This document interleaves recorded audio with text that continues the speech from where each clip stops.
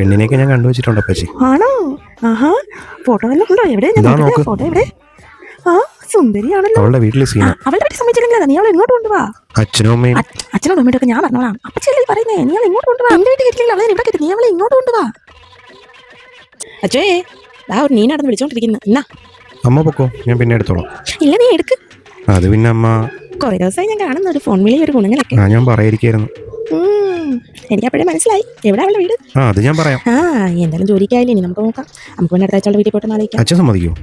അച്ഛനോട് ഞാൻ പറഞ്ഞോളാം, അമ്മ പേടിക്കണ്ട. അമ്മ, എനിക്കിപ്പോൾ ജോലിയൊക്കെ ആയില്ലേ, എനിക്കൊരു ഇഷ്ടം ഉണ്ടായിരുന്നു. എന്താ? ആളിൻ്റെ കൂടെ പഠിച്ച അടുത്ത ആഴ്ച ഇങ്ങോട്ട് വീട്ടിൽ വന്ന് ആലോചിക്കട്ടെ എന്ന് ചോദിച്ചു.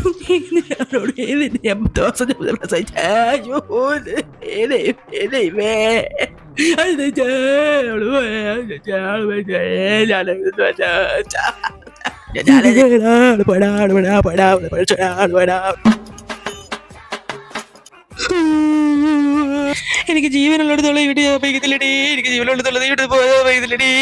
അച്ഛനോട് പറയത്തില്ലേ.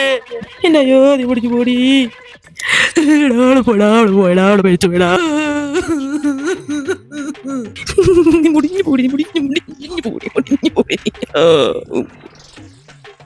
അപ്പച്ചി, എനിക്കൊരു ഹെൽപ്പ് ചെയ്യണം. എനിക്കൊരാളെ ഇഷ്ടമാണ്, ഒന്ന് വീട്ടിൽ പറഞ്ഞൊന്ന് സമ്മതിപ്പിക്കണം. അപ്പച്ചി പറഞ്ഞ് ശരിയാക്കി തരാം.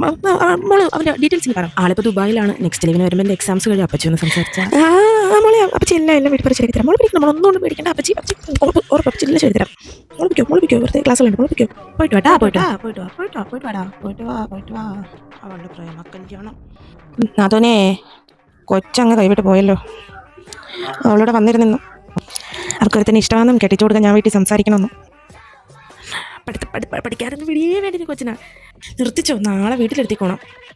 ഞാൻ ബ്രോക്കറെ വിളിച്ചിട്ട് നാളെ തന്നെ ഒരു ആലോചനയായിട്ട് അങ്ങോട്ട് വരാം. ശരി നോക്കുന്നു. ശരി, ആങ്ങളോട് ഞാൻ തന്നെ പറഞ്ഞോളാം. നാത്തും പഠിക്കേണ്ട പ്രശ്നമൊന്നും ഉണ്ടാകത്തില്ല.